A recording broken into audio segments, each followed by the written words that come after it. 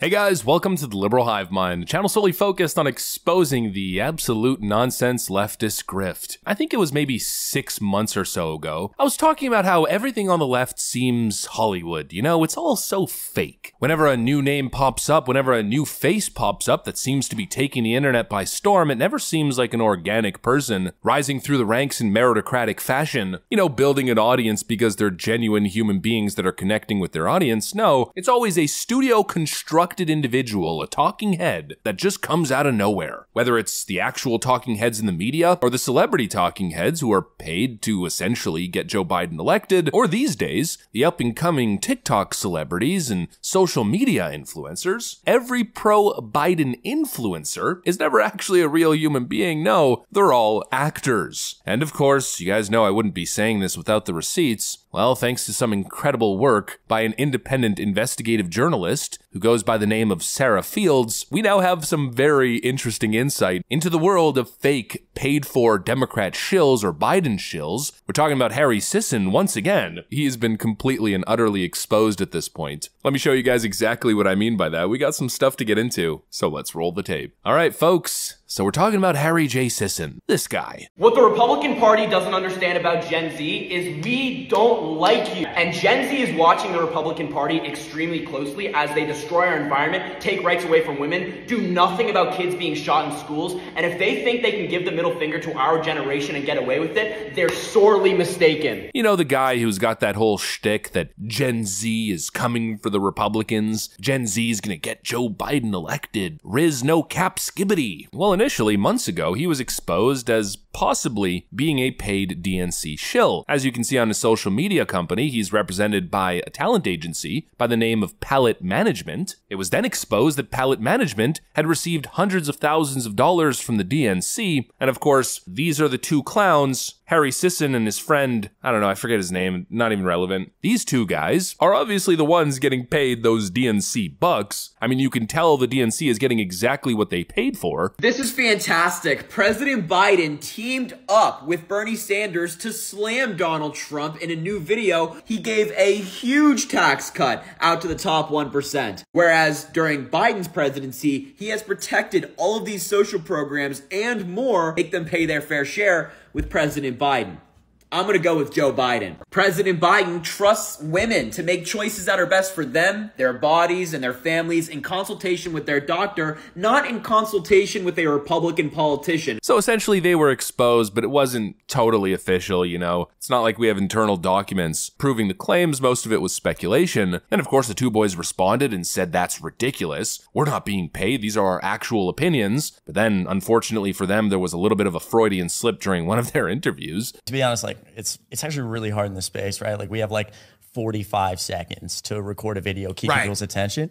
And a lot of the people on our side, like if they start hearing, like I've actually done it before. I've criticized like Democrats, like specifically Hakeem Jeffries, and it all just went south. Like I started losing followers. Like it's bad, right? And I really want to be that person that like reaches the other side, because Democrats, I mean, they're horrible at their jobs, right? They do a lot of shitty things, although I'll vote for them all the time. But it's also hard in the space to criticize them. That's a good, can we clip that quote? They're horrible please at don't. their jobs. Please don't clip that. Please, no. That's what we covered in that video all those months ago. You know, essentially saying the quiet part out loud, that we're paid shills and we would love to say what we actually think about things, but we can't because we're scripted NPCs meant to increase youth voter turnout. Well, anyways, I mean, that's all the backstory. That's the little flashback. That's the context here. While most of it was speculation, I'd argue today, or at this point, it's no longer speculation. It's been completely exposed. Take a look at this TikTok right over here. So I'm really happy for Harry that he got to do an interview with the governor of Pennsylvania. But Harry, were you aware that all of your text messages, emails, and other communications with government officials is part of the public record and therefore subject to a Freedom of Information request? But don't worry, Harry, I haven't submitted any of those requests. However, your favorite investigative journalist did. I just want to be clear real quick that none of this is my research, and all credit goes to Sarah is Censored. That's her on X, and you can also follow her on TikTok at Sarah for Texas. So Harry's been posting videos like this, where he says, I asked Governor Shapiro of Pennsylvania how he'll respond if Trump tries to overturn the election results. You know, basically pretending that that was a question he wanted to ask. However, the text messages that Sarah was able to get tell a different story. Hold up. Wait a minute. See, this is Harry's conversation with Gavin Lichtenstein. Gavin is the director of digital partnerships for the governor. And what's Gavin saying here? Hey, Harry, it's Gavin with Governor Shapiro's team. Excited for tomorrow. I'm working on getting you an embargoed version of the script with bullet points so you can prepare. And it's funny because if I'd been interviewing a government official and he sent me a text that said he was going to give me a script, I would question why I need one. But Harry's response is cool, thanks. I'll give him credit because he did ask if it would be possible to ask some questions about our democracy. But if you actually watch the interview, which I have to say, sadly, I did for the sake of being able to make this video, yeah, he never asked any of those questions. No, Harry stayed on script. And the funny thing is that Harry has denied that this has been set up by Palette Management. He's tried to deny that he's been compensated to do this interview. But we know that's not true. This was all set up courtesy of Kevin Pham, who is Harry's talent manager at Palette. And Sarah, being the outstanding investigative journalist she is, actually tried to clarify this with Harry. Asked him, did Palette Management handle your interview with Josh Shapiro? Was there a financial transaction between the two? Oh, and Harry saw the message. Gotta love read receipts. So thanks to Sarah, we now know that his entire interview with the governor was scripted. And it was scripted by the governor's team